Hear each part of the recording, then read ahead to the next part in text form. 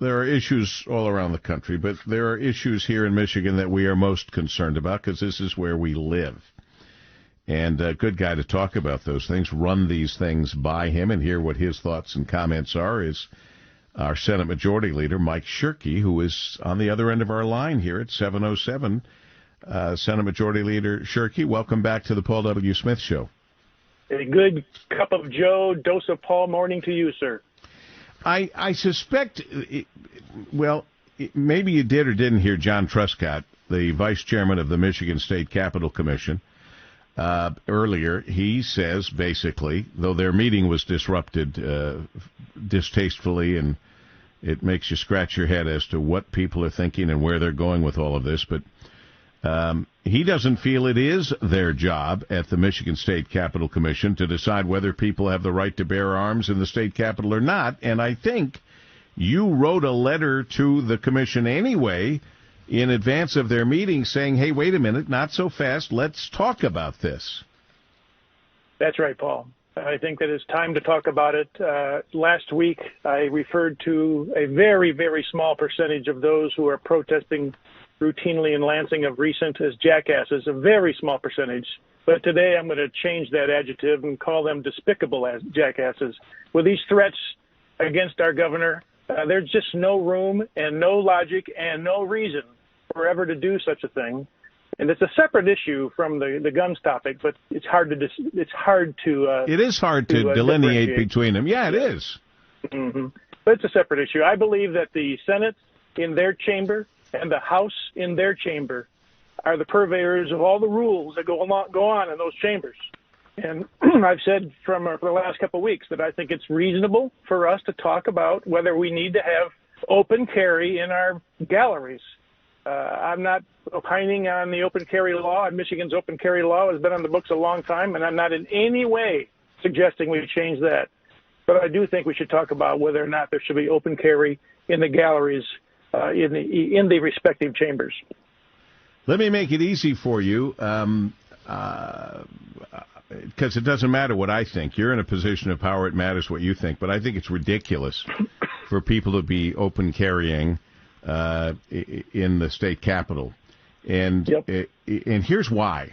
Here's what I think. You might be surprised to know that I don't think that people should be barred from carrying guns in churches. I don't think people should be barred from carrying guns in schools. If somebody is a licensed firearms owner, I want them around. Remember, it takes a good guy to stop a bad guy when there's a gun, and that's the way it goes. But if there are police present, as there are at the state capitol, let's leave that to them. But there are no police in church. There are no police in schools. There are a lot of places it's ridiculous we're not allowed to carry guns. But the state capitol is not one of them. My feeling is if there already is a police presence, don't make their job even more difficult by standing around with a rifle over your shoulder. Because they don't know what the intention is going to be, and their job is to protect people in that building.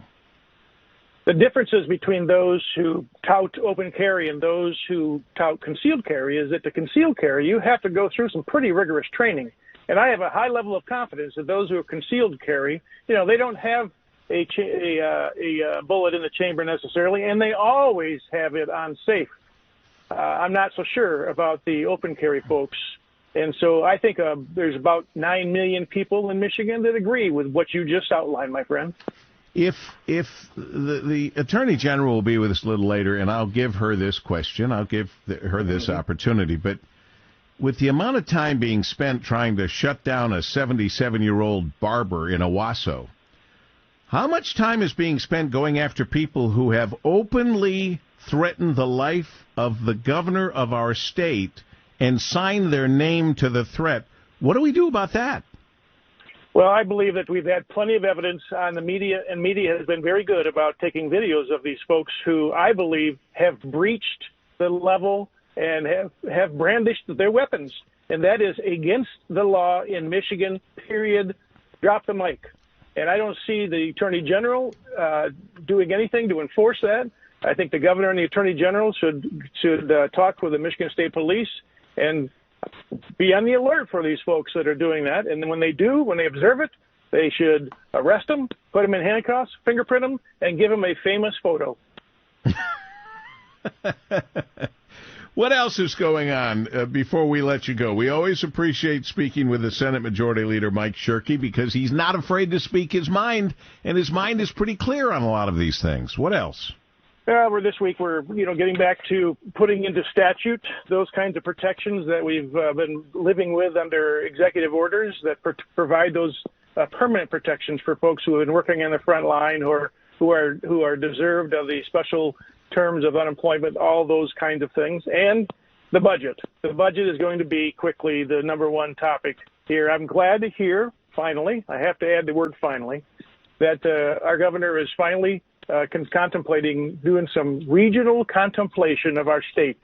It is beyond bizarre and beyond explanation, frankly, that there are certain areas of the state that are still in this one-size-fits-all, blunt-hand, heavy-force instrument of government. And it's not necessary, and it's really destroying, for instance, the Upper Peninsula. So I'm glad to hear that looks like there's a crack in that door, and I'll be doing my best to nudge it open further throughout this week. All right, let us know how that's going. You're always welcome here. By the way, because we're in an age of not being able to say things without explaining them further, I'm not suggesting people openly carry in church and schools. I'm suggesting what you were just talking about, those with concealed carry permits who've had to go through some training, who we have done background checks on, who we know the things we need to know about. I'm not suggesting people start parading around and scaring the hell out of people by open carrying in church and schools. It seems so sad that I have to explain that even further. It's just kind of annoying, actually. It's the time we live in, my friend. It's the time we live in, but I'm glad you're saying it. All right. Senate Majority Leader Mike Shirkey, thank you, sir. Have a great day. You do the same.